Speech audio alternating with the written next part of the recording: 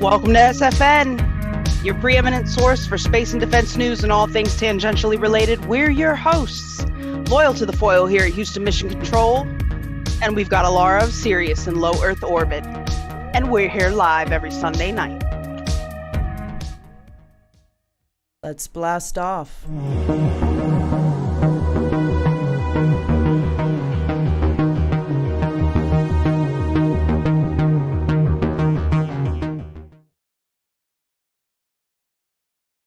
Welcome to Space Force News Live. I am your host, Alara of Sirius, and I'm here with my fab co-host, loyal to the foil.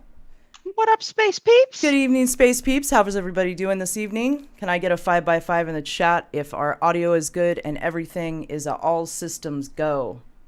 I don't know if the word all worked in there, but you know me. I always gotta throw something in. Some of the systems go.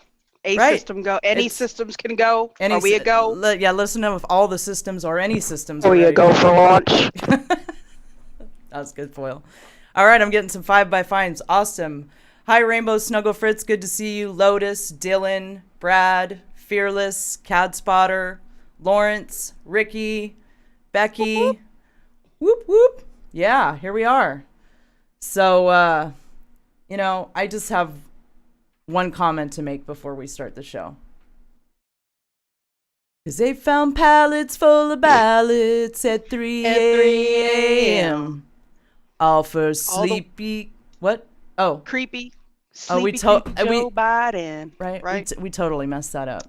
Oh, just blew it. Sorry. Yeah, we had it rehearsed and everything, you guys. Oh my God, we're the worst. All right, so you know what? We don't really go into politics here. We do space, so we thought we'd just, we'll show you. This is about all we're gonna say about that. Oh, harsh language warning. Please remove the children before we play this. Here you go.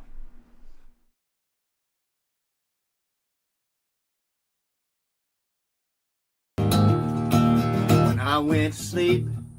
Trump had leave. Yeah, man. How the hell do we go from election day to election week? Most of us started wrong again. They must have been confused. But I tell ya about shit myself when I turned on the morning. They found pallets full of pallets at 3 a.m. All the way from Georgia to Michigan. They took the caps off of their Sharpies and they filled them fuckers. All those pallets full of pallets, Joe Biden. Well, isn't that sweet? He got just what he needs. They found just enough folks to give Sleepy Joe the lead. He said, come on, man. Come on, man. Donald Trump said, fuck that shit, your ass in court. Bring those pallets at 3 a.m. all the way from Georgia to Michigan. They called Arizona early, and the only way to win is the pallets full of ballots all for Joe.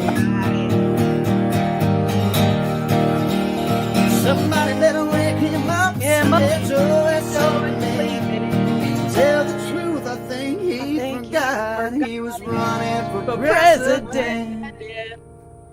But it doesn't matter. Nope. They found pallets full of ballots at 3 a.m. All the way from Arizona to Wisconsin. They want us to bend over so they can fuck us again. There's pallets full of ballots, that's the only way they'll win. Well, there's pallets full of ballots, all for Joe Biden. Man, follow that guy. Yeah. That is lit. That guy's awesome. What's his name? He's pallets full of ballots. You can find him on YouTube. Yeah, it's Austin Foreman music. music. There we go. Awesome. Right? Dude is awesome. Isn't that right? awesome, you guys? That's amazing. Man, I'm sure he did that like overnight. Like he literally did that the same day that we woke up and was like, what the hell? he got inspired, you know? The muse came. Hey, that circus, you have to write this song? that happened and is continuing to happen is inspiring. You know, what can you say? Look at me. I've been tweeting up a storm, you know? Circus. So- That's what we need. Some so have circus you, music. Foil. Dun, dun, dun, dun, dun, dun, dun, dun, dun. That would have been a good intro today. We should have Right. changed it, made it circus Oh music. my goodness, we need circus music and some clowns in a car and whatnot. So the point That'd is, be great. everybody, don't lose faith. Be not afraid. And make fun. Everything's while going to you be all can, right. 'cause- That's right. Right, Everything's going to be all right. You know? right. It is. So I wanted to say to you, Foil, congratulations on your interview with Whoop whoop. Tinfoil Hatcast, Sam Tripoli. Yep. It was good. That I was checked it out. Super fun. Yeah, you did I a great was job. stoked. So for those that haven't seen Man. it, can you tell them where they can check that out? Yeah, well, he has it posted on his Patreon. It's also up on Vimeo.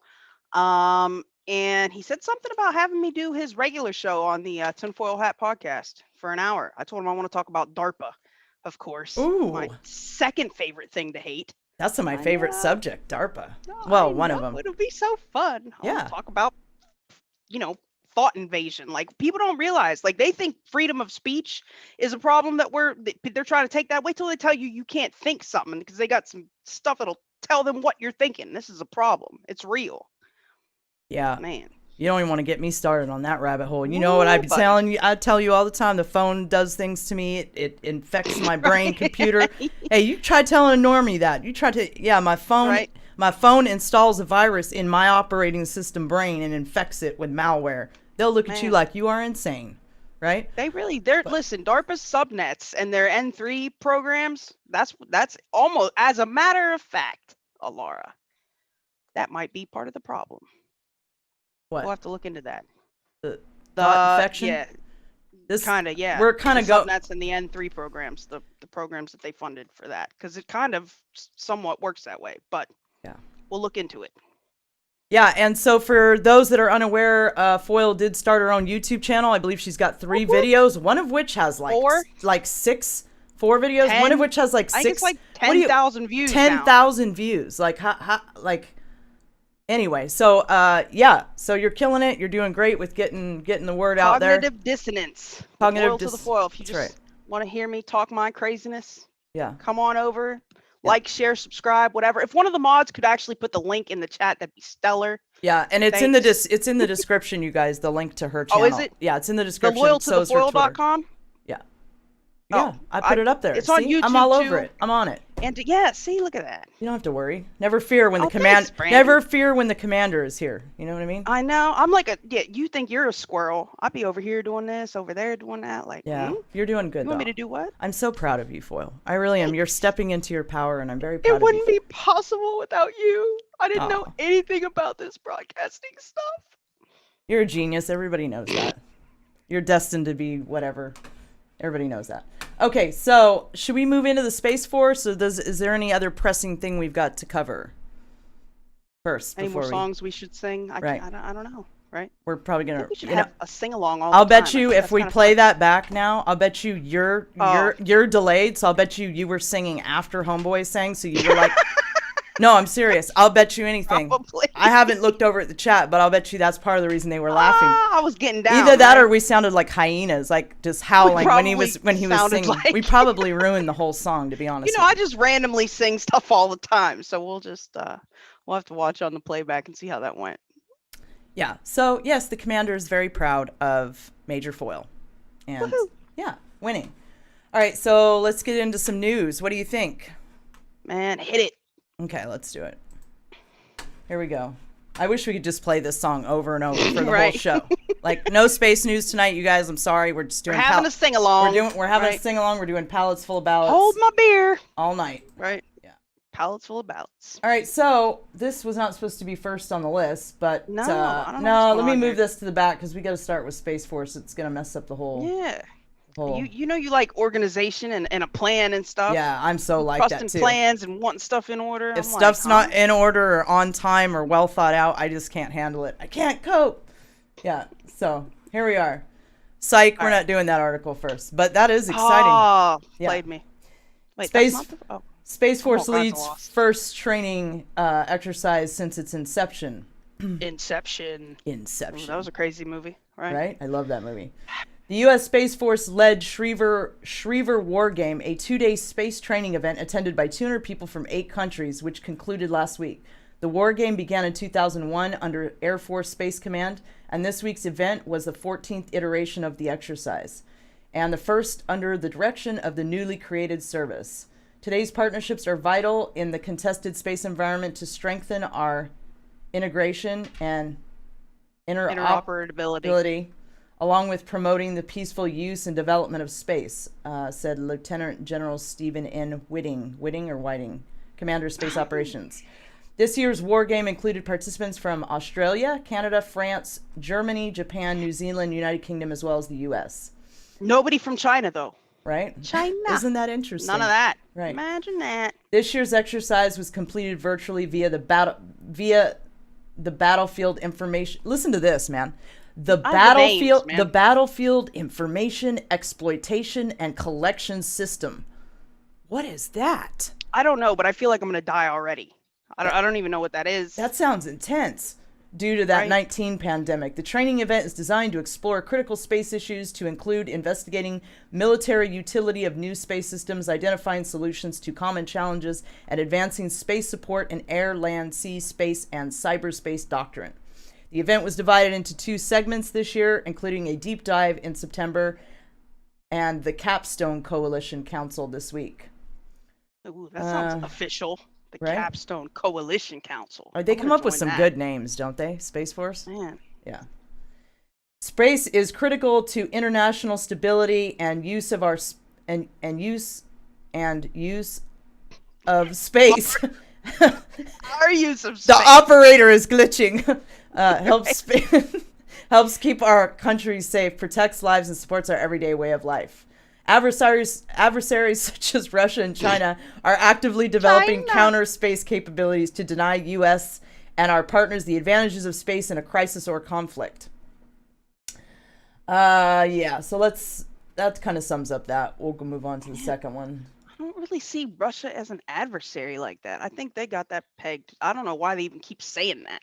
I don't even want to hear the word Russia again. Come to think of it, ever. Yeah, Foil's in a mood today, boy. All am. right, Schriever War Game 2020, right? So you're going to do a breakdown on your channel about this because there's a lot to unpack here. I like war games in general. Right. That movie. In the 80s. That was great. Yeah.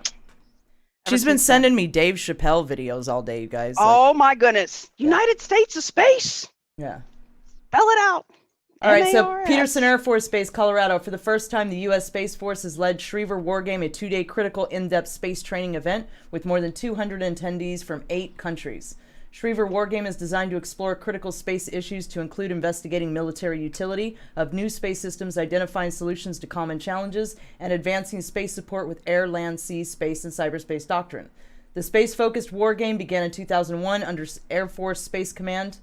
SW20, which took place November 3rd and 4th, was the 14th iteration of the war game and the first under the nation's newest armed service. SW20 included participants from Australia. Oh, this is like repeating the same stuff from the other. Kind of, but the part down here where they divided it up into 2 segments, the deep dive in September, and then the Capstone Coalition Council was in November.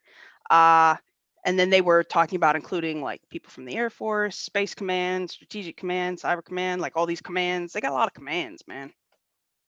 Lots of commands. But yeah, it almost is. I don't know if I sent both of those, meaning for them to be different or for one to be kind of like, I don't know, allowing you to accentuate the other one, or maybe I was just worried about pallets of ballots and wasn't paying attention. Sorry. That's probably more likely what it was, actually. I'm guessing. So General David Thompson of Space Force to deliver keynote at GovConWire's Defense GovConWire. Right? That's intense. Right. Defense Digital Acquisition and Modernization Forum. General David Thompson, Vice Chief of Space Operations for the U.S. Space Force, will serve as keynote speaker during GovConWire's Defense Digital Acquisition and Modernization Forum on December 1st. To register, it's got registration information as well as view upcoming opportunities, visit blah, blah, blah. As Vice Chief, Thompson is responsible for assisting the Chief of Space Operations in organizing, training, and equipping space forces in the United States and overseas, integrating space policy and guidance, and coordinating space-related activities for the U.S. Space Force and Department of Air Force. The U.S. Space Force organizes, trains, equips, and maintains mission-ready space forces that provide missile warning, space domain awareness, positioning, navigation and timing, communications, and space electronic warfare for North American Aerospace Defense Command. During the keynote address, Thompson will discuss online education reform and cybersecurity threats and performance, as well as how the industry can progress the latest initiatives in federal acquisition and modernization. I don't think there was really anything else in here we needed to cover. So let's move on to moon patrols. Oh, that was the important part, right? Right. I was just thinking, I can't wait till they stop talking about satellites and we're talking about, patrolling something. We got moon patrols, you guys. Moon patrols. 'Cause they found pallets full of ballots. At right? 3 a.m. Okay. So, U.S. military space activities today are confined to Earth orbit. That could change in the coming years as NASA begins to establish a permanent presence at the moon. At the moon, not on the moon, at the moon. Right. And works with the private sector to develop a cislunar economy. The military I hate that word. Right? It's kind of weird, cislunar. But it works. The military foresees playing a role protecting those interests if they were challenged by a foreign power. The Space Force, right? The Space Force echoes that thinking in a doctrine document published in August, which says that service must prepare. Are you laughing at me? Must prepare for. You can do that. That's fine. For a future when the moon and the volume of space around it could become the next military frontier. There's a lot in this, actually. Yes. The Pentagon made known its interest in deep space in spring of 2019. Thanks, Laura. Laura Lee Lovekey. Love you, ladies. Stay strong. Glitch Glitch free. LOL. Thank you, Laura. We really appreciate your support. Thank you very much. Well, maybe you should have. Yeah, well, see, okay, I'll find it. They know me, too. They're like, she got distracted. She's trying to figure out where she was in the article. Watch the commander struggle here for a minute. Right. Where was I was crying about cislunar, volume of space around it. The Pentagon made notice interest in deep space in spring 2019. Right. The Space Development Agency, Fred Kinney, revealed that tracking objects in the lunar sphere was on the agency's priority list. What objects are we tracking, huh? Right. I don't know. That's interesting. A key development last month was the announcement by the Air Force Research Laboratory Space Vehicles Directorate. How do you pronounce that? Directorate? Directorate. Uh-huh. I know.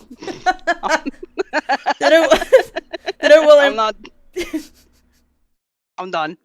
That it will embark on an experiment to investigate technologies to monitor cislunar space. It's a brave new world for the DoD to embark on, said Captain David Bueller. I think that's Bueller. You can feel free to correct me, Foyle. No, that sounds about right. Manager of the AFRL experiment named CHIPS for cislunar highway patrols. Oh my goodness! Are we gonna have CHIPS patrols? We're gonna have chips in space. Respect my authority. We're gonna have chips in space, you guys. It's gonna be great. Space I chips. just realized that was in there. Oh my god, I want to join. Can I told join? you there's a lot to unpack in this article. It's fantastic. Okay, Wonderful. Space chips. Oh, we need a meme. Right. Who's a memer? We got to get on that. Oh my goodness, yes. Anybody who's out there and is a memer, we need a space chips meme. The glasses. Yeah. Oh, it'll be great. I can't wait to see how that's going to turn out. This will be fantastic. Okay.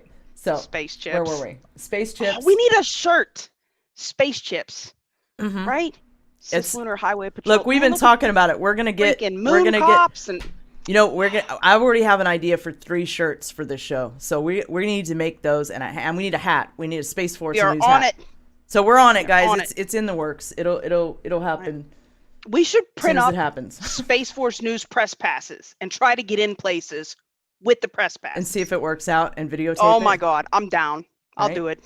You gotta claim it. I told you, it's just like going into a rock club in LA, man. Back in the day, right? You just walk in it like you own it, dude. They don't. You just walk in there like a celebrity, and they think you are one. They don't say nothing. It works. I'm telling you. That's what we're gonna do.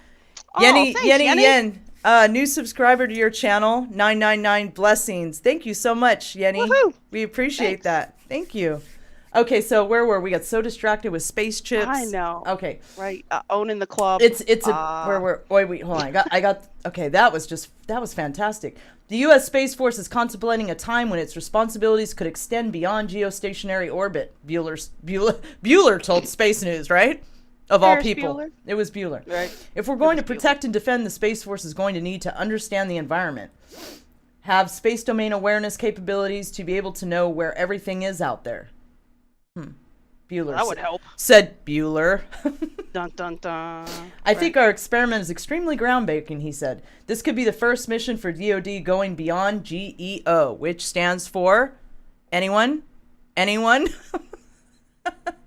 Geos orbit? I don't know. Yeah, geostationary orbit. We don't know. I don't know where the E comes Pure from. speculation, right? Right. It's got geo, going beyond the, I don't know, globally encompassing orbit. Scientists widely agree that the surveillance of cislunar space presents daunting technical challenges, he said. One of them is estimating the trajectory of objects that are subject to both the Earth's and the moon's gravitational effects, said Bueller.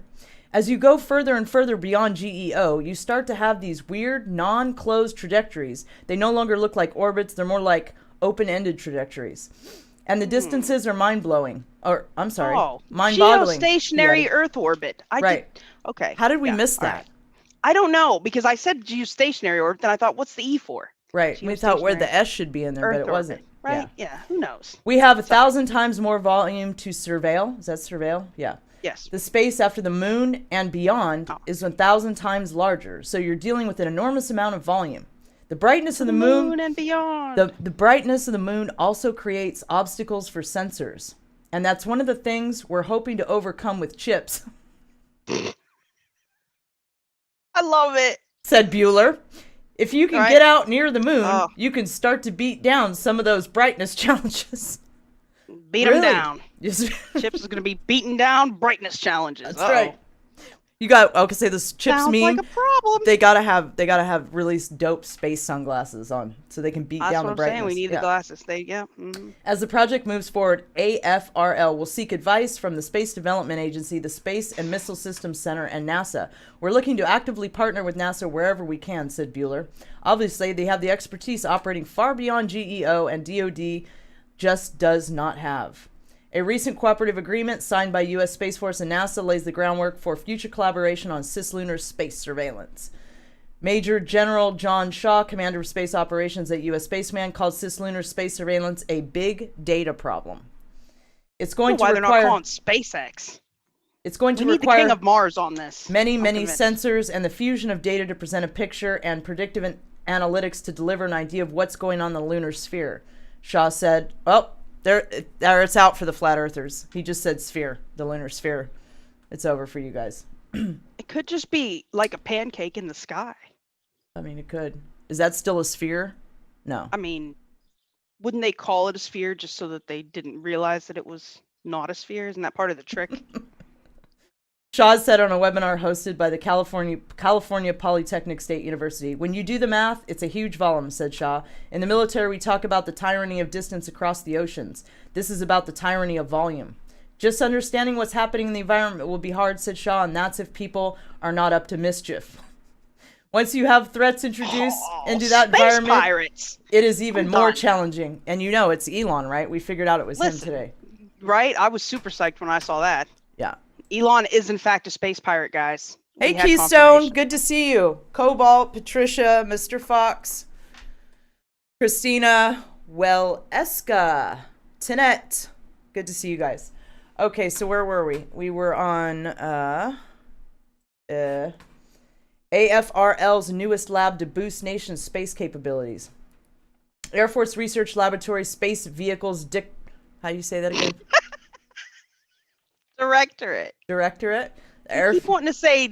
You guys, I have 1 foot in 5D. We know this, okay? One thing I struggle with is pronunciation of words. I mean, I just do. The Air Force Research Laboratory Space Vehicles Directorate. Is that it? Did I still mutilate it? Why don't you just say it? The dick. The Space Vehicles dick. The Directorate. Oh, sorry. Every week there's a word. It's just one word. It's done. We're done. I promised myself this wouldn't happen today, too. No, you better quit telling those lies. Held a ribbon cutting ceremony October 29th to celebrate.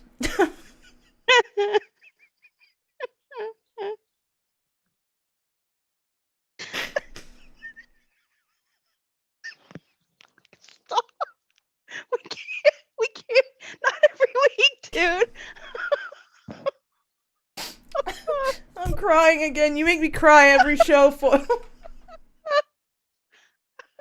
Can you imagine if we were the regular news? They'd have to stop the broadcast continually. Somebody get those idiots off of here.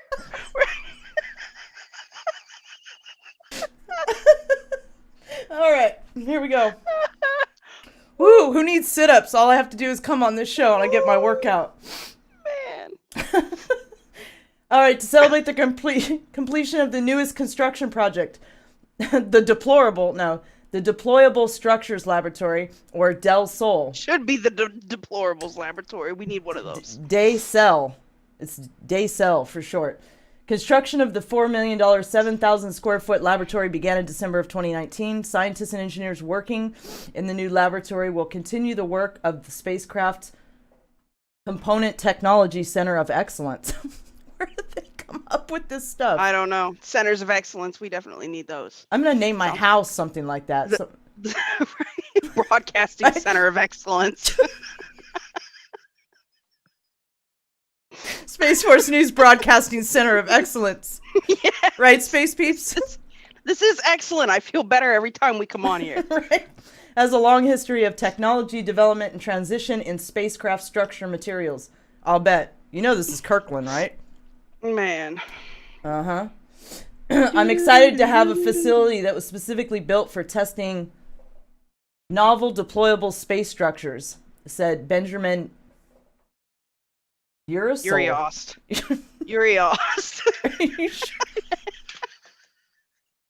Maybe you should be doing this.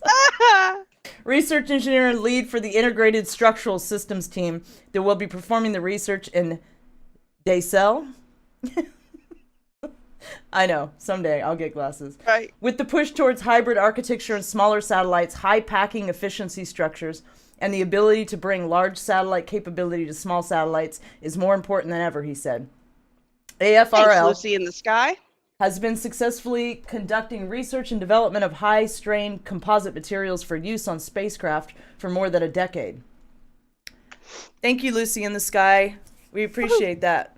Much love. Yeah, much love. Thank you. All right, where was I? The last word I heard was sky. This new class of high-strain composite enabled structures requires new ground test facilities, said, I'm not going to say it. Satellite deployments are nerve-wracking. One-shot endeavors and the high-fidelity ground testing that will take place in the Del Cell is critical to ensuing on-orbit success.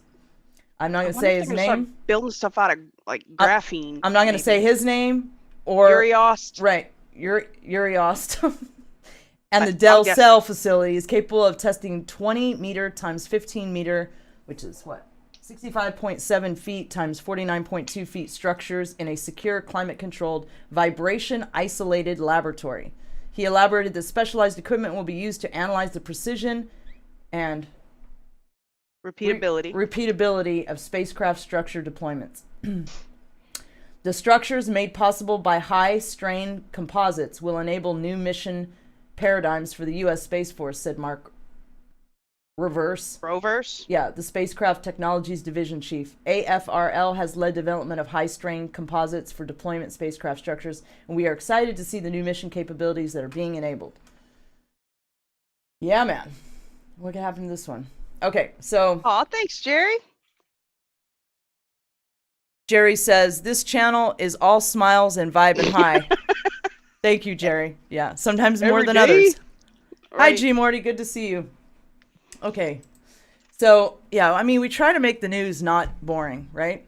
I mean, and let me tell you, we are the news now. Like, I'm going to tell you. Like, the mainstream media is just done. They're done. They're through. So, I mean, maybe I'm biased, dude, but if we were on the news, I would watch us.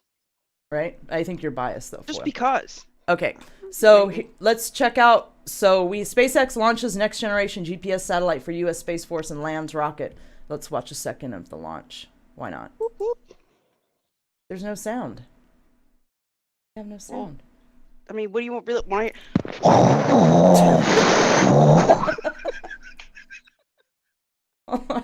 We want to see the launch. That's the cool part. Yeah, there's no sound on this one. Oh, play sound. 3, 2, 1, See? 0, ignition. Liftoff. Go Falcon, go GPS. Woohoo! That's what I said. Vehicle is pitching downrange. They can see you, Foil. Stage 1 propulsion is nominal. That wasn't slick. Just saying. There it goes. 30 seconds into flight, propulsion says the Merlin 1B engines are nominal. We're on trajectory and preparing to throttle down in preparation for maximum dynamic pressure. Throttle down, Foil. Throttle down. I'm throttling it down.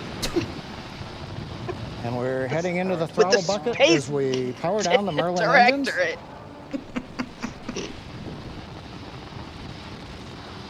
All right, I think that's enough of that. Rockets, you know, as we've stated before, they're not the most exciting thing to us. I And know, probably not like, most can of they our viewers. Do so. something cool when they get that nuclear engine and that ceramic thing. It'll be So, great. SpaceX successfully launched an advanced GPS satellite for the U.S. Space Force on Thursday, November 5th, marking the first launch in nearly 2 weeks here on the Space Coast. One of the company's two-stage Falcon 9 rockets blasted off from the Space Launch Complex 40 at Cape Canaveral Air Force Station here at 6:24 p.m. Eastern, carrying the GPS 3 SV-04 satellite to orbit. 9 minutes later, the rocket's first stage touched down on the deck of Course I Still Love You, one of SpaceX's 2 drone ships. You know who he's talking to, right?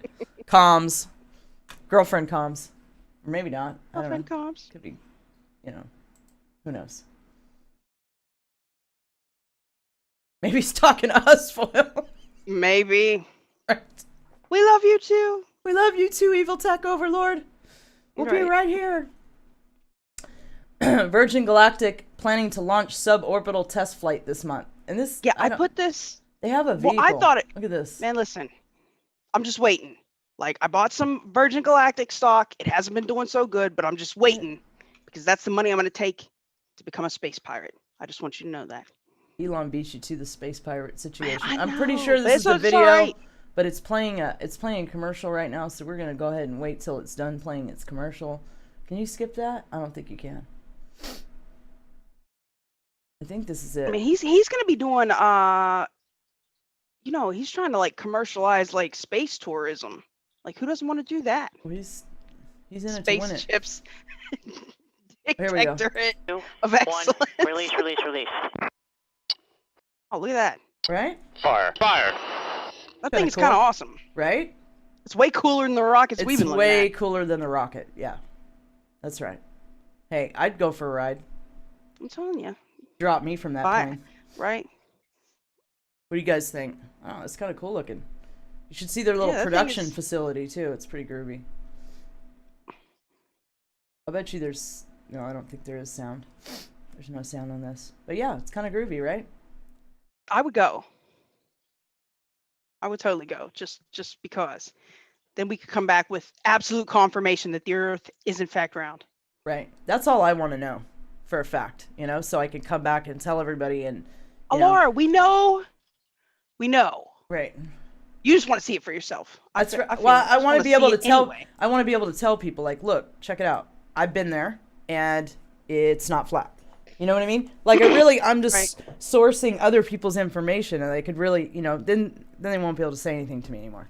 You know, and they're always coming on my feed too, telling me space is fake and the Earth is flat. You know, Gravity's not real. Although it's the first time I've heard this, right? So I don't know. I'm just saying they should let me go up there and find out for all of us. You know. Right. So this I one. can speak authoritatively. Is there anything we need to cover in this article? We could look at the really cool graphics all day, kind of thing. Well, what is this one? Right. Better not. We got too many articles. Well, I'm pretty sure that they so want to. Virgin Galactic people. will- Oh, go Virgin ahead. Galactic will reach space again in just 2 weeks from now. It all goes according to plan. Virgin Galactic aims to launch its VSS utility space plane on its third piloted test flight to suborbital space between November 19th and November 23rd, according to an update the company released on Thursday, November 5th. The upcoming flight will tote some revenue-generating payloads via NASA's Flight Opportunities Program. The update notes the planned mission will mark Unity's first trip to space since February 2019 and its first ever space flight from Virgin Galactic's commercial hub, Spaceport America in New Mexico. That's what I wanted to show you, the Spaceport Spaceport America, New Mexico is kind of cool. This will be Is the it? first ever human space flight conducted from New Mexico. So yeah, I wanted to show you that their little spaceport's kind of groovy, but we could be here looking for it for like They 5 named minutes. the ship Spaceship 2. Like, if they don't come up with something better than that, Right? You can't name it that. Spaceship 2. Yeah. So I'm kind of hyped. Right? close to I thought they wanted to have people up there, like, relatively soon, within the next year or so. what, Virgin or Yeah. oh. For the whole Yeah, space tourism bit. I'm pretty sure, yeah. Close to actual fan-made animation of SpaceX Starship flight scores Elon Musk's approval. So Elon Musk SpaceX ramps up its ambitious Starship prototype program and a countdown to an planned uncrewed mission that will take the shiny spacecraft to an altitude of up to 12 miles. A crew of SpaceX acolytes. I don't know. I'm not looking at it. Hold on. Have Yeah, crafted a acolytes. thrilling fan film animation depicting what the space company's rocket will eventually look like, and Elon Musk approves. So here we go. Let's check it out. But let's look at Starship.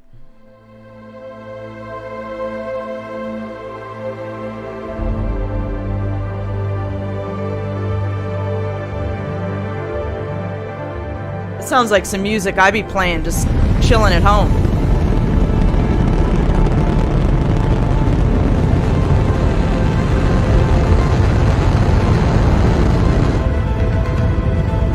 Do you know the Virgin Galactic tickets are $250,000 a piece?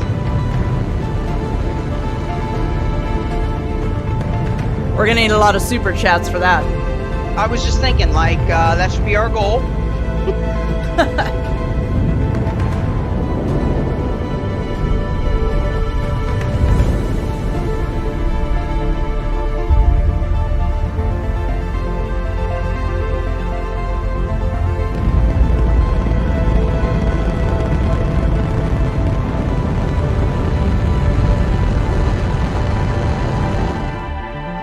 Nailed it, Elon. Good job. So yeah, it's the 3D model of that. Pretty cool. I know the inspector was trying to get me to watch, we call it the grain silo, was trying to get me to watch the grain silo go up again. He was really excited about it, and you know, I don't get excited about rockets, but the inspector gets extremely excited about rockets. I mean, just decloak the ships, Right. please. We need to throw that out at least once every show. Yeah, well, we got to get this election situation handled first, and then, believe me, I'll start in again. I won't stop either. Once I start, I will not stop about decloak the ships. That solves so many problems, but then brings on another... Wouldn't that be so cool, though? Just, wouldn't it be cool if we could see them, right? I don't know. I'm not gonna lie. I might be like, oh no. You're gonna freak out and run in the house. I Oh already know no. You're gonna be like, Right? Caesar! Lock and load, Attack! Right? Get my dog and grab my guns. Right? Hold my beer. Yep. Yeah. SpaceX Starlink, will it work at sea? Elon Musk weighs in. Starlink, SpaceX's under development internet service, could help sailors surf the internet at sea. At least that's what CEO Elon Musk predicts. On Tuesday, Musk said via Twitter that it will be relatively easy to get boats connected to Starlink. The service allows users to access the internet with high speeds and low latencies by pointing a user terminal at the open sky. Feasibly, that can be done from a boat deck too. Musk said the comments in response to a question from Twitter user Trevor Chapman, who asked whether Starlink could connect the user's 5 kids to school in the middle of the Pacific Ocean. The user planned to circumvent in a sailboat. Hey, I would do it. Circumnavigate in the That's right. If I could run the Space Force News from a sailboat going around the Earth, I would do it. Yeah. Go be a real pirate. I'm serious. Out I there would. In the middle of nowhere. I love the ocean. Can we get a parrot? Can we have a parrot? Yeah, that will be relatively easy as so few users out in the ocean. There's few internet users out in the ocean, apparently. Here's why it could work. Satellite internet enables users to get online by connecting directly to satellites orbiting Earth. These services enable users to get online even when they don't have a stable ground-based connection. That's ideal for people living in rural and underserved communities, but it also spells out good news for people who venture out to sea. So 2 of these ships be autonomous spaceport drone ships. the same used to land Falcon 9 rocket boosters returning to Earth. The ships just read the instructions, and of course, I still love you. Have helped SpaceX reduce the cost of rocket launches immeasurably by securing returning rocket boosters on their floating platforms, allowing them to be used again. Man. Right? You know, I just want to point out, since we are, talking about our favorite evil tech overlord, he talks about Starlink in underserved communities, but then he says it's $450 to get the install and then $100 a month. I don't know what underserved communities. If he's just talking about people that can't get access to the internet, but like how he bills it to be helping, he's going to go help all the poor people or whatever.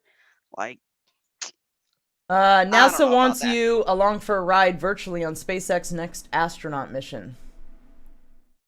Well, see, he's trying to put the flat earthers. He's trying, yeah. It's a virtual ride. They'll never buy that. He's trying to silence them. It's not going to work, though. SpaceX's first operational astronaut launch for NASA is just 9 days away, and the agency is inviting the public to go along for the historic ride. The Crew 1 mission is scheduled to lift off from NASA's Kennedy Space Center in Florida on the evening of November 14th. A SpaceX Falcon 9 rocket will send a Crew Dragon capsule carrying 4 astronauts, NASA's Victor Glover, Mike Hopkins, Shannon Walker, and Japan's, I'm not even going to pronounce that guy's name, to the International Space Station for a 6-month stay. Crew 1... Noguchi. Well, you're a lot better at that than I am. Crew 1 will be the first contracted mission SpaceX files under a $2.6 billion deal. It's signed with NASA's Commercial Crew Program in 2014. The agency is obviously excited about this milestone, and it's taking plans to share this excitement with all of us. Members of the public can attend the launch virtually, receiving mission updates and opportunities normally reserved for on-site guests. NASA officials wrote in a statement on Tuesday, November 3rd. So yeah, you can download a Crew 1 launch passport here, this link, and the article is linked below. Sign up for emailed mission updates here and register for social media updates here. So it's all in this article, guys. The name of the article is NASA Wants You Along for the Ride virtually from space.com, and it is linked in the description below. The last time they had some virtual stuff, we got Space Mouse, right? I'm kind of psyched. Right. Which, who knows? Which is going to be a shirt. It was a meme, and now the meme must become a shirt. It has to happen. It has to, yeah. Yeah. I don't know why we don't have memes on shirts anyway. We need to just go ahead and go with that. Right. I agree. I'm with it. I'm tracking you. That could be a thing. We get a Cricut, just print your favorite meme on whatever shirt. I could do it. Right. So are we going into defense now? That was SpaceX and Space Force. Was that it? Yeah. Now we're on to defense. Head of Nuclear Weapons Agency unexpectedly resigns. Yeah, that was kind of strange. We tend to track spates of resignations. Lisa Gordon Haggerty, who was like the first woman in charge of the National Nuclear Security Administration, resigned her position effective immediately the other day.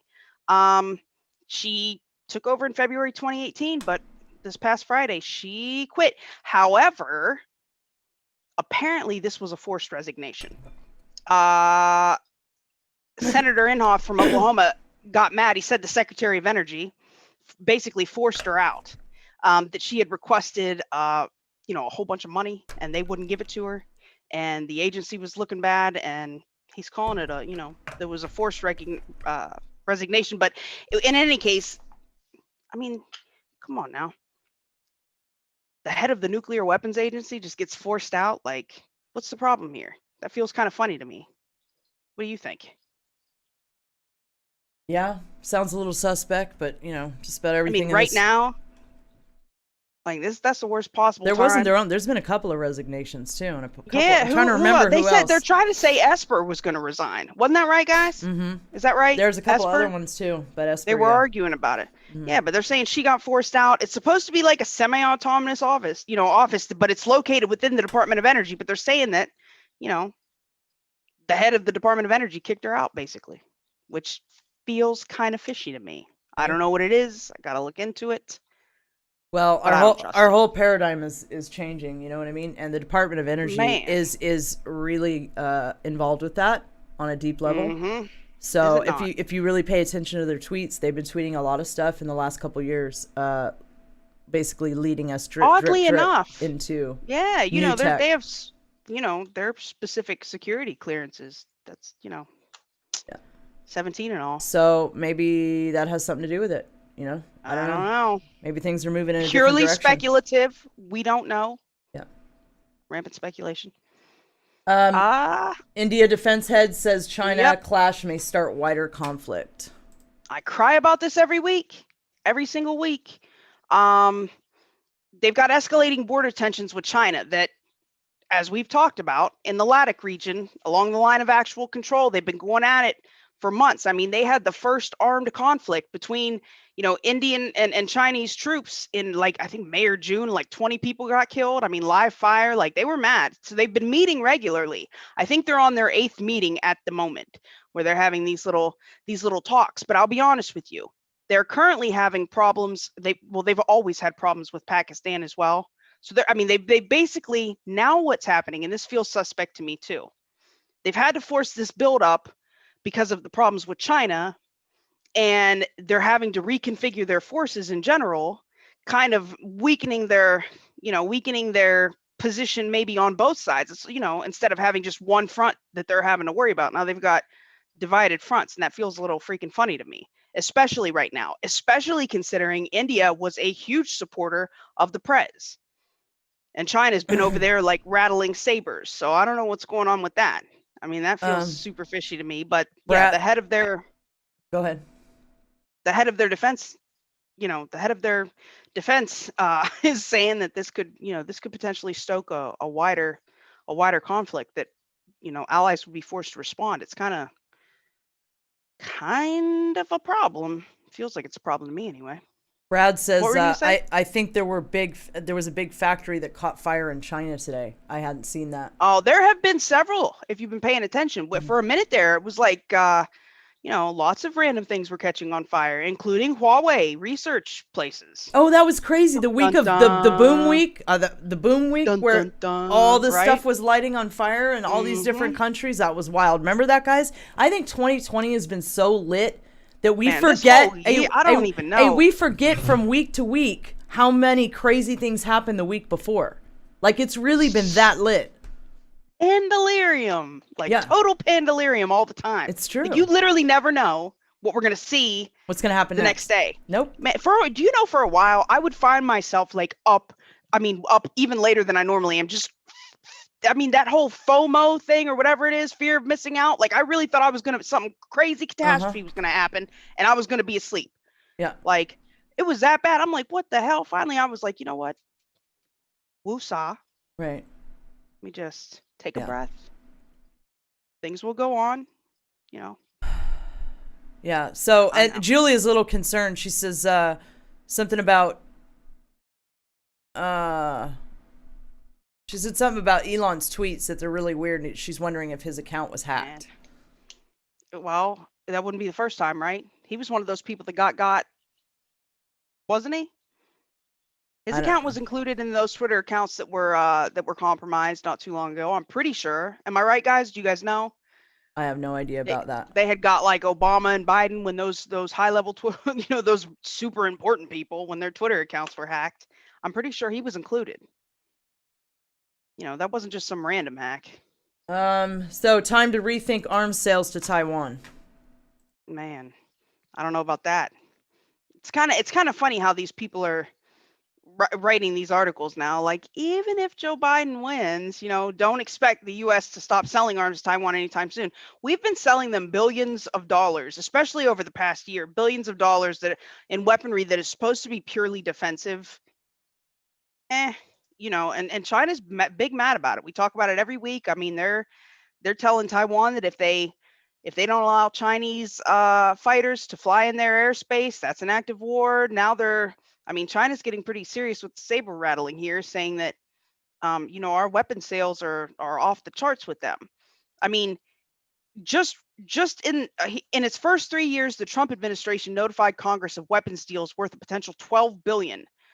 We're selling them F-16s, Stinger missiles, Abrams tanks to Taiwan. And it makes sense. I mean, Taipei is an American ally. They have been for a long time. We have promised on numerous occasions to help defend the island against the Chinese, in the event that China gets a little out of hand. They come out of pocket with them. But now that, the Prez is apparently in question, they're saying that in reality, there's no way for Taiwan to defend itself against a concerted assault by China without requiring our assistance. Now, Prez would back Taiwan. I fully believe that if China tried an incursion, and that, you remember, we had an article, I don't know, last week, 2 weeks ago, where President Xi told his amphibious troops to be ready for war. I mean, that kind of points at a target, right? If you need amphibious troops for an incursion, where? Either Hong Kong or Taiwan. It's one of the two, right? Right. I mean, that's, at least that's how I was looking at it. He told them to get ready for war. Now they're trying to walk this back, like, we can't really defend them from China. They can't defend themselves without us. And what are we going to do? So you've got these people that are coming out saying, stop selling them weapons now. Surprise, surprise. But Raya brought up the Bitcoin hack. The Bitcoin thing that went down, the transfer, the $1 billion. What, that $1 billion stuff? Yeah. Did we? I'm sorry, I did not keep up on it. Did we figure out what was going on there? Somebody tagged me in an article. It was a hack? That it was something to do with the Silk Road. I'm trying to remember now. Oh, yeah, I did see that. Yeah. Well, you know what that is, right? Right. I assume they're talking about, the but illicit. What I don't understand is and this is probably a subject that, but I mean, we know what we think it could be tied to. It's probably a little bit more than illegal drugs, and why he's moving and who he's moving it to. I don't know, but I did see that, and I did see the article that Rob McTavish gave me. Thank you very much for that, by the way, for tagging me in that. That's crazy. I literally go through so much data in a week that it's nearly impossible for me to remember. To process it all. Sometimes, yeah. So, but in any case, these weapons sales affected the stock prices of Boeing, Lockheed Martin, Raytheon. Like, a lot of companies took a hit over that. All right. China set to beat U.S., Russia again in space launch race.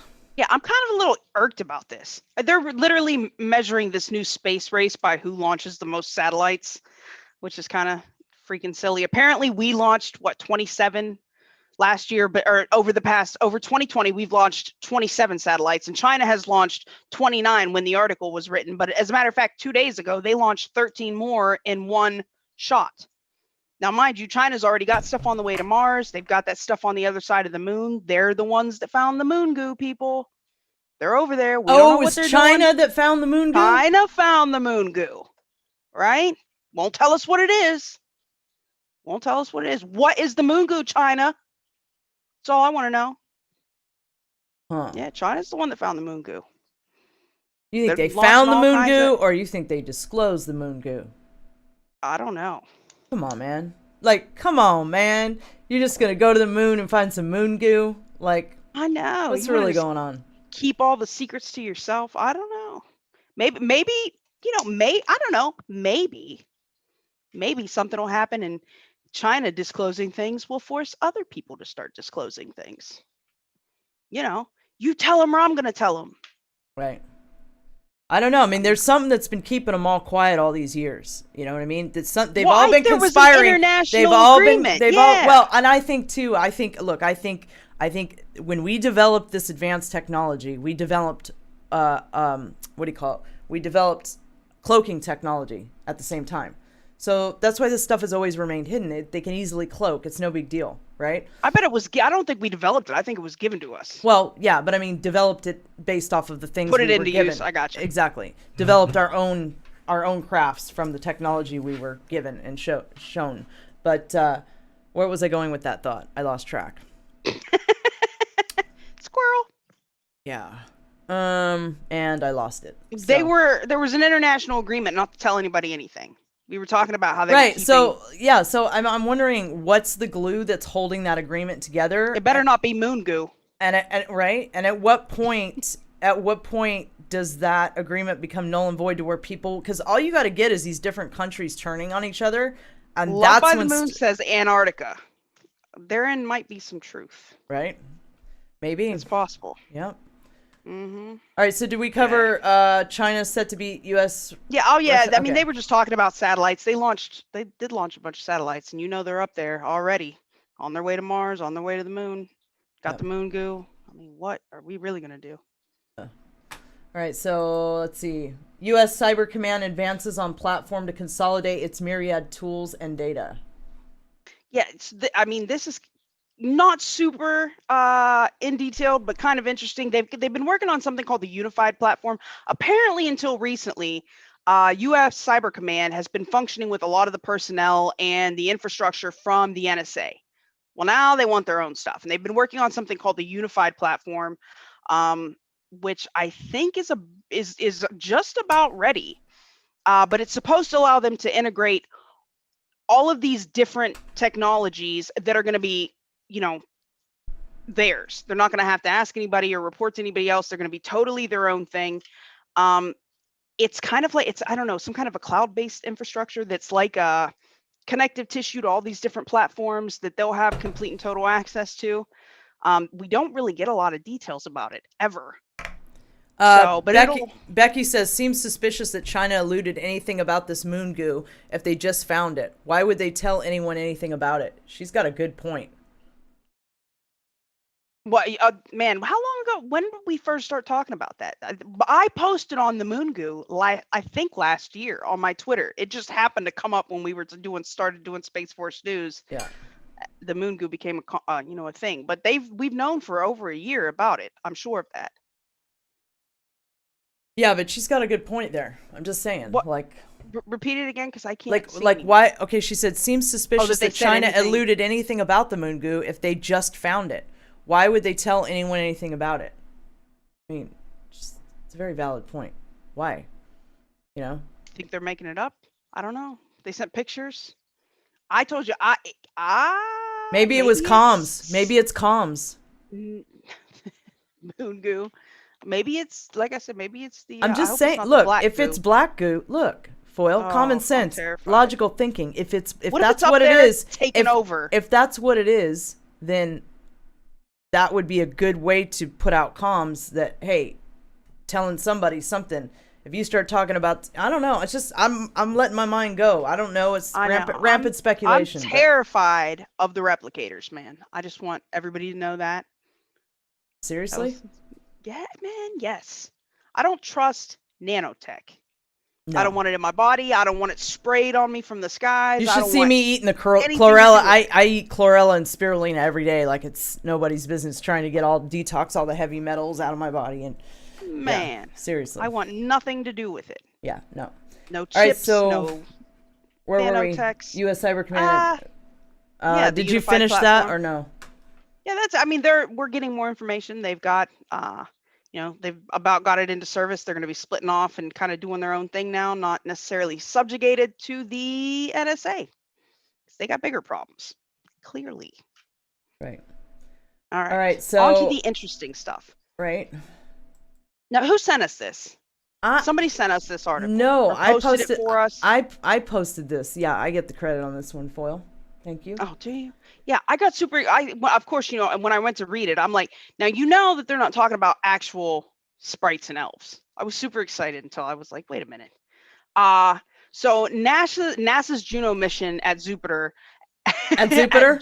At Jupiter. The Jupiter mission. Yeah, the Jupiter mission.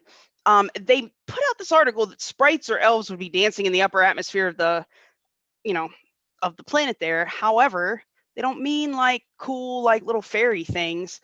These are transient luminous events, apparently, and they occur on Earth as well. But when they're over there, they turn this either the like pink or blue color. It's an electric discharge, basically.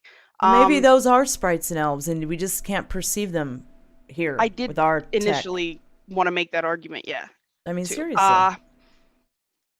It says that they just recently published in October on these, but that these bright, super fast flashes of light, they thought they would be present there, but they didn't have any proof of it until recently. And then they caught it. Let me see. They started calling it that based on English folklore, which was not particularly exciting. On Earth, they occur up to 60 miles above thunderstorms. And they flash these colors, which I think I think some of those videos that we get sometimes of like Oh. random flashing lights could be. Speaking of, not to say that this is what this is, but this would be a good time to pull this up. Remember that one bookmark? Hold on. That I was talking about with the, where is it? Right here, this. So I came across this. Oh, Bright flashes Well- next to the, what is it? The Atlant. Did we Atlant dig into that factory in Minsk? In Minsk, Belarus. What And I this is saw was kinda something cool. making. Now, one of them makes military vehicles, and the other one makes refrigerators. So, I don't know. So, Right. Dun, dun, dun. But yeah, speaking of bright flashes in the sky, military, right? but it seems like, look, if you really watch the flash, it seems like it's coming from the ground, Foil, not the sky. It does. I agree. Yeah, but then what is this thing? Oh, is that the lens flare? I think that was something on the. When you first played it for me, I was like, "What the hell is that?" Right. Like, oh look, right? But it looks like it's coming from the sky, you guys. Does it not? I don't know. Anyway, yeah, that's kind of. I don't know what's going on there, but yeah. Well, these flashing things on Earth tend to show up. They tend to show up red here, and we've seen a lot. But they look now here in the picture, they look kind of like jellyfish. But you got to figure if these things are 60 miles above the Earth or above the the surface of the Earth flashing, like maybe some of those videos of like the red flashing in the sky, that could be these transient luminous events. Keystone says is it a Very- light or physical? Well, it's a light. It's a light. It's an electric discharge. Usually like almost like a static discharge above thunderstorms usually, or above clouds, I would guess, that have some kind of static or electric discharge. On Jupiter, they happen to show up as like blue or pink because of the different elements in the atmosphere. Mike Holt says, since we're speculating, China could be forcing a disclosure scenario to cause chaos.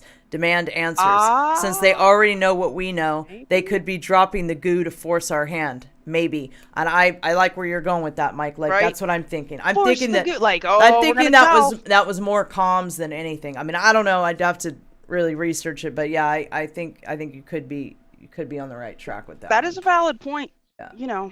That is a valid point. There's a lot of weirdness going on this planet. I do know that. So, NASA reveals 300 million reasons why there could be extraterrestrial life somewhere in our galaxy. Can we play the cool video? Play the cool video.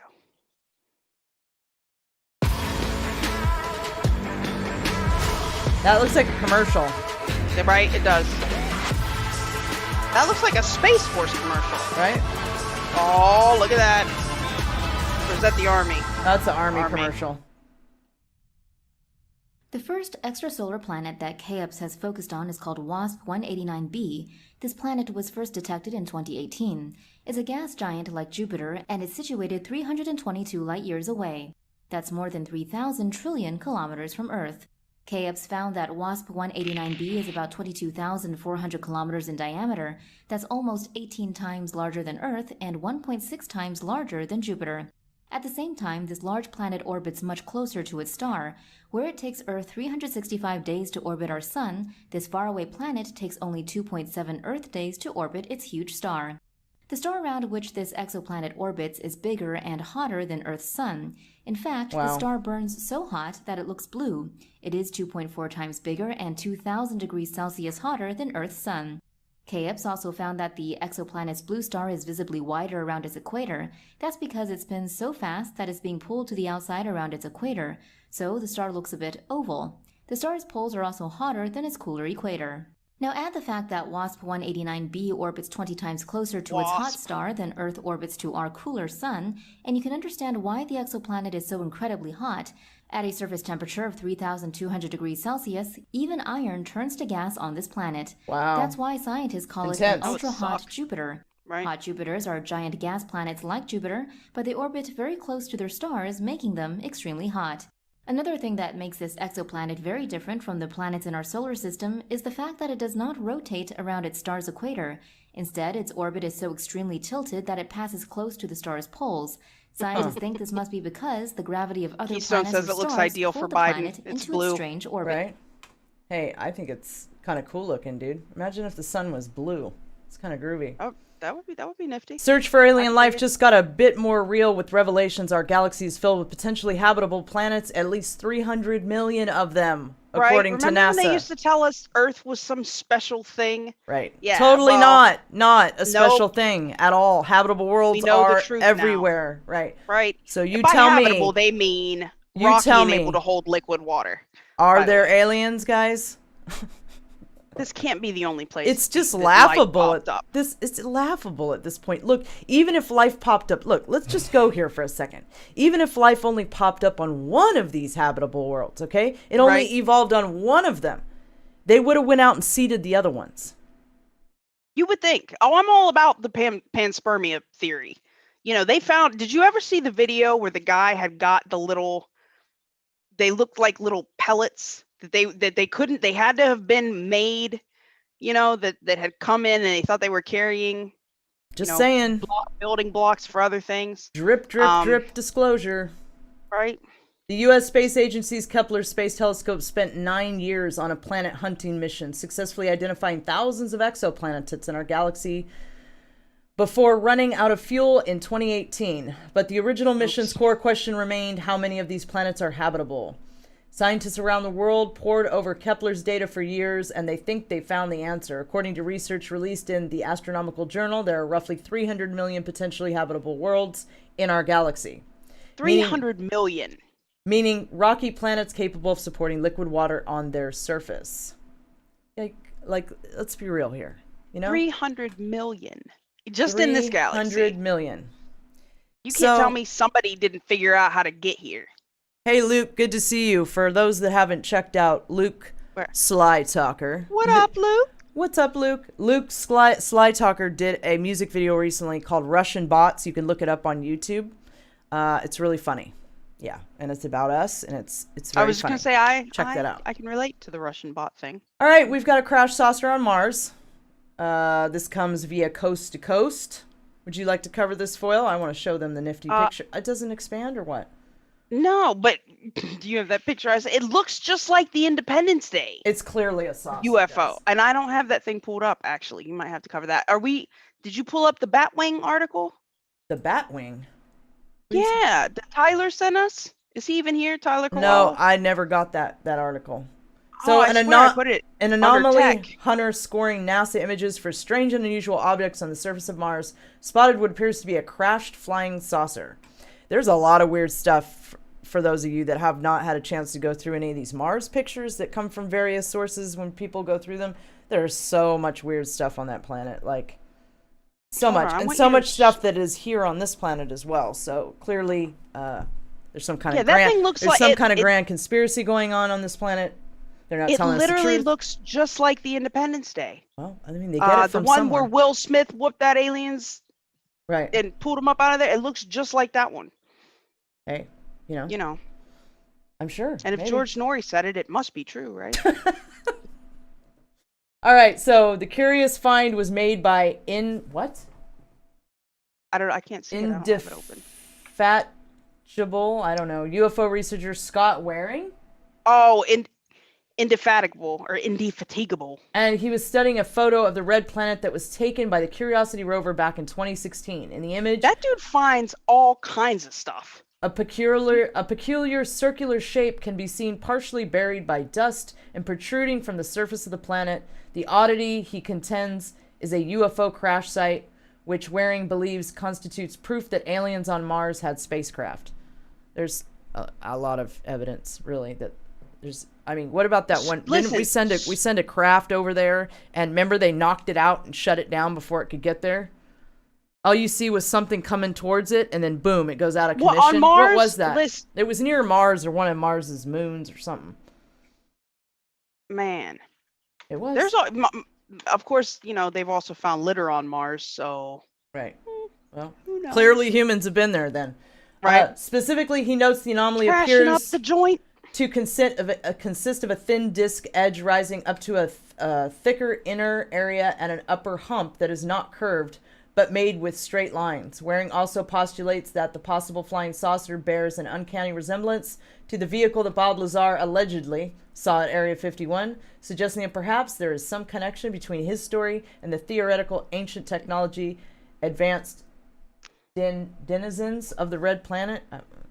Waring goes on to assert that he can see windows in the Mars craft that he found, although the observation, much like the researcher's conclusion that the anomaly is a spacecraft, is open to one's own interpretation. So if you guys haven't checked it out yet, I don't know where we don't have it, the flying saucer that's sticking out of the ice in Antarctica. I know you've seen that, Foil. That is kind of nuts. Dude. Yeah, no, I definitely saw that one. It's clearly a spaceship, and it's clearly sticking out of the ice in Antarctica. They're clearly going to have to tell some damn body pretty soon, I'm sure. Like, I mean, there's clearly pyramids the ice melting on the pyramids. There's clearly flying saucers coming up out of the ice. Like, at what point do you just throw in the towel? And like, okay, guys, we lied. We're getting there. Yeah, they're going to have lied. to. Yeah, they're going to have to. It's coming. Maybe the moon goo. Maybe China's strong arm tactics will work, and we'll get to find out what's down there too. So open up your Twitter DMs and pull the article from Tyler. Okay, hold on. Just real quick. I just want people to see it. The picture is there. It's kind of freaking awesome. It's the Batwing. We think it might be, and we don't know because, we're all about rampant speculation here. Is this it? Breaking news update photo of top secret Air Yes. Force jet? Okay, here we go. Maybe. So this comes from what? Tyler Koala, Journey to Truth podcast? All right, here we are. Go ahead, Foil. Yeah, that's it. That's all we can see. They think it might be the 6th gen fighter, the super secret 6th gen fighter that nobody's been able to see. I did read something else about how they were using like computer aided drafting and all this new type of basically engineering that they didn't have to build it to see if it would work. They were using computer models, and they were able to build things in 18 months that normally would take 6 or 8 years to get to production. And they're thinking this might be that 6th gen fighter, and it looks like the freaking Batwing.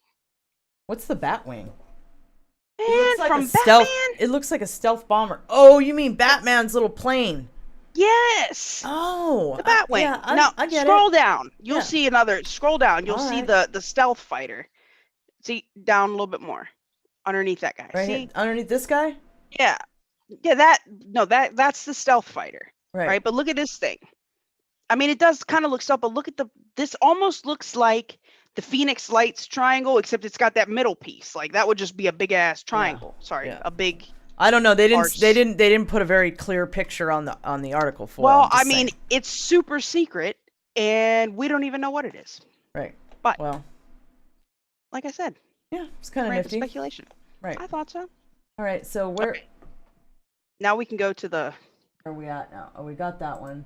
Oh yeah. Do we live in a simulation? theory. So anybody that's had any sort of longer talk with me about the universe, which would be anybody that knows me really well, because that's what I talk about.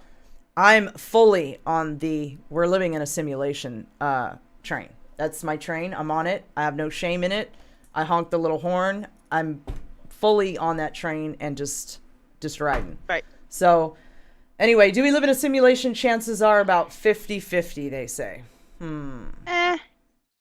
Right. Elon seems to think that the chances that we don't live in a simulation are minuscule. Correct. That Well, we don't live in a base iteration. It looks like We live me in and Elon agree on something. I know. Imagine that. And the reason I believe that is because I've seen things shift. I've seen things physically shift. Glitches in the Matrix. Look. Already we've talked Planes about that are atoms stopped in the collapsing. sky We've talked and- about collapsing the wave function. We've talked about atoms are not stable. Okay, so all these things you think are real around you, they're not. It's all consciousness. And so I think it's once you're able to put your consciousness in a state, or your subconscious, to where you wipe out the programming that makes you believe what you're seeing is real, then you can start to manipulate it. Okay. And like, I've experienced this, and I've also teleported physical objects. I've only done it a couple times, but I've actually Neo, guys. I've teleported things. So Commander Neo. you can't tell me that we're not living in some sort of advanced simulation. Now, how deep that goes, I don't know. I can, that subject of who created the simulation and what level of the simulation we're in. I just know that this reality is not exactly what it appears to be, in my humble opinion. Again, but that's my opinion. So would you like to say anything about the simulation theory, Foil? Well, or chat. Yeah, or chat, right? Yeah. I don't. In 2003, a dude from Oxford, Nick Bostrom, wrote a paper that kind of sparked all of this. But I particularly appreciate who's that guy? He wrote Tom something, the theory of everything. But he calls it the big toe theory. And his version, he finds a way to like integrate morality and the Matrix, which, if I'm going to play that game, that appeals to me. Yeah. Everybody knows I'm on the J train. So if you can tie that in, right, I'm sold, right? But yeah, I mean, I don't know. Now they're trying to say it's 50-50. I think the chances that we're not in some kind of Matrix, I don't know what it is. Rupert thinks Musk is highly questionable. I think we all can agree with you on that one, Rupert. Most definitely. Oh yeah, he's just our favorite of the evil tech overlords. Christina, he's definitely evil. Christina Fisher, is that how you pronounce it, Christina? Christina says, like heaven is the other side where we know this was a simulation. I completely agree with her. Heaven is the dimension we get to where we know that this was a simulation. We have more understanding, more use of our brain or something. Like and we're not in such a physical state of beingness. Like maybe we can, I don't know. I'm just speculating because all I have is books. And I don't even have that many of those because they hide all the good ones in the Vatican Library. They do. If we're going to storm somewhere, I'm putting that on the list. I agree with you. Like, screw storming Area 51. They moved everything anyways. If you're paying attention to this show, you'll know they moved everything. Patterson. It's not there. So if we're going to storm anywhere. Yeah, it definitely should be the Vatican Library. I'm with you.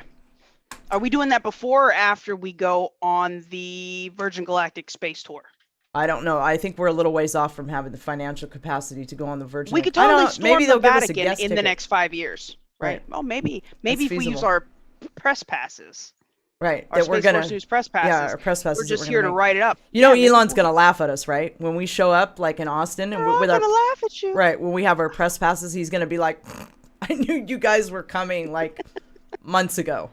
We didn't tell anybody. He's just going to send a robot out there to greet us like Interstellar. He's going to send one of those toilet scrubbing robots I was insisting on like the remember the robot? show. Hey, remember the robot from Interstellar? You know that robot that went out there and started... What was his name? He was cool. I don't know. I liked him. On Interstellar. Yeah, I was kind of feeling... He was helpful. He was cool. He talked a little bit of smack. Yeah. Yeah, he even made jokes. He had a dry sense of humor and everything. Right. Yeah. I was cool. If you're going to have a robot, it needs to be funny. Right. I think. Yeah, I agree. Definitely has to be a humorous robot. Tom Campbell. Thank you. That was the guy. I'm all with that guy. You should, if you haven't checked him out, Alara, you should look into him since you're a big fan of Sim. Yeah, Mel's all on board with us. She wants to go to the Vatican Library. Okay, well, field trip to the Vatican Library. Either that or field just trip. Remote viewing, but that might not work out fully as planned either. No. I'm storming something in the physical at some point. Right, because that's just funner. Just so you know, that's just what I do, right? I storm things, right?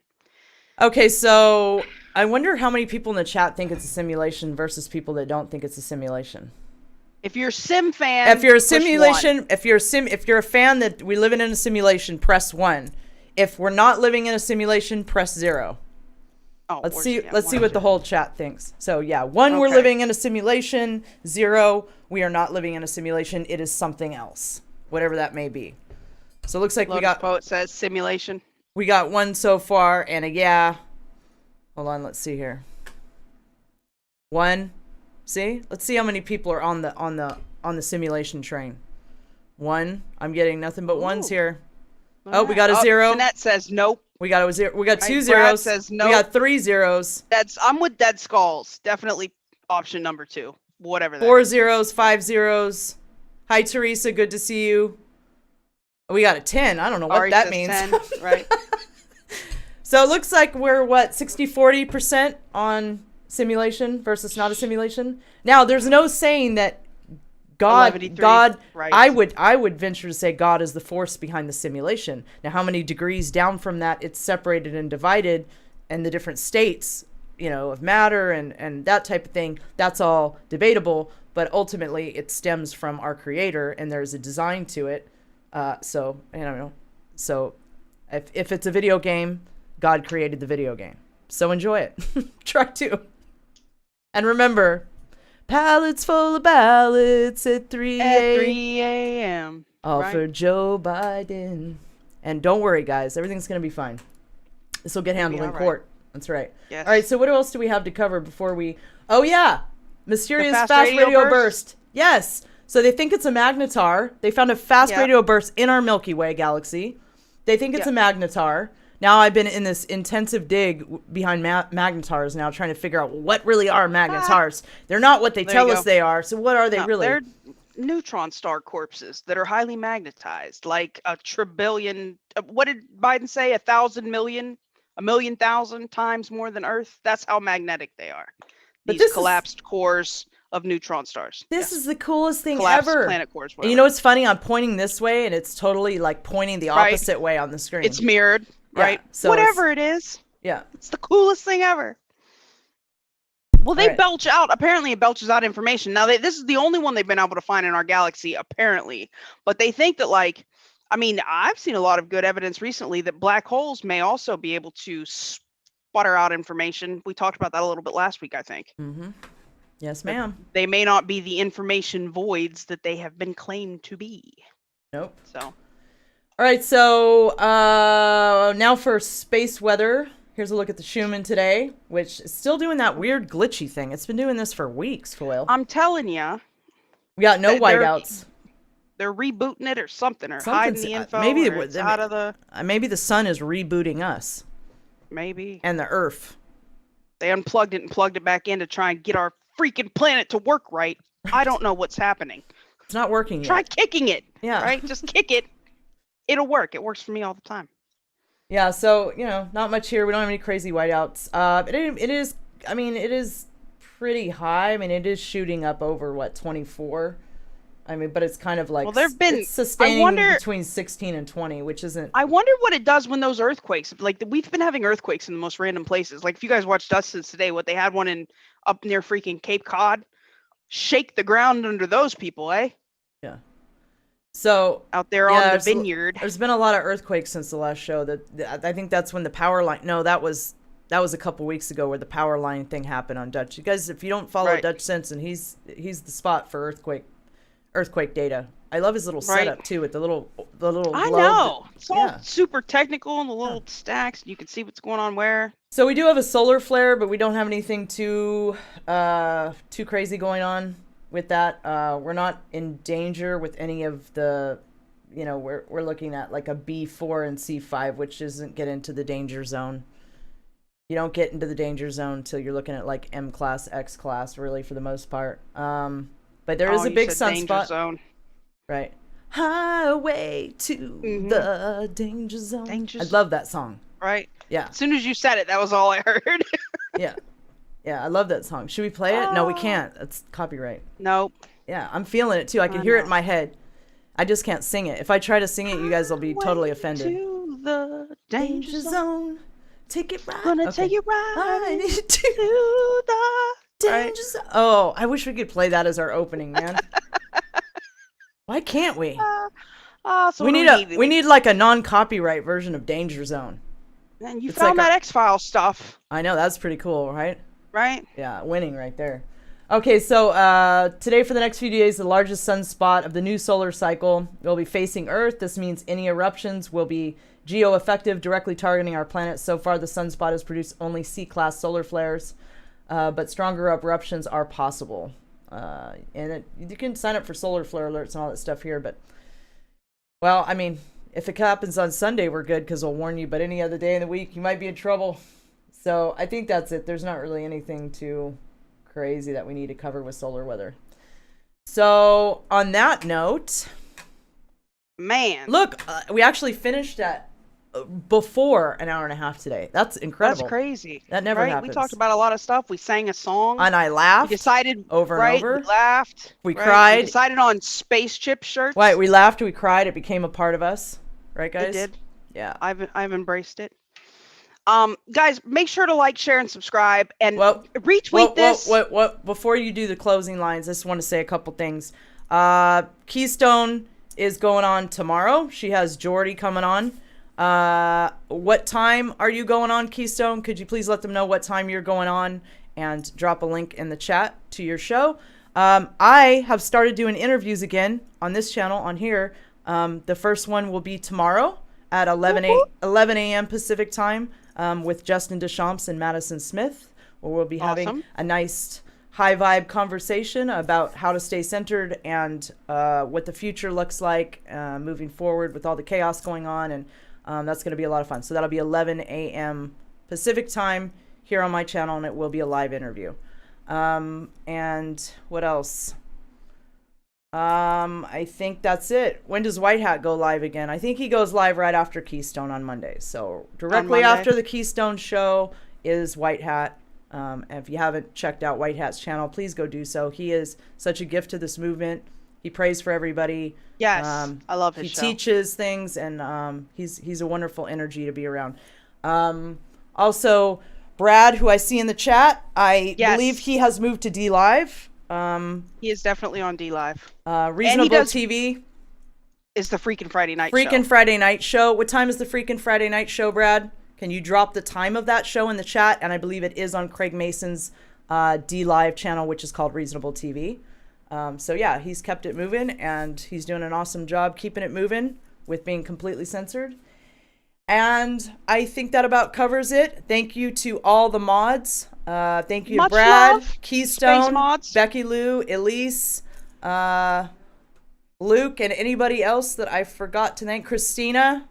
Yes, thank you very much to our mods. We love you guys. We love all the space peeps. And and thank you again. Laura Lee, who else? Yenny, Lucy in the Sky, and Jenny, I think that's right, that did super chats today. Thank you. Thank you very much for the support. Storm the Vatican, we will let you know. Right. Please share our videos. Like, for whatever reason, we are both being all kinds of banned.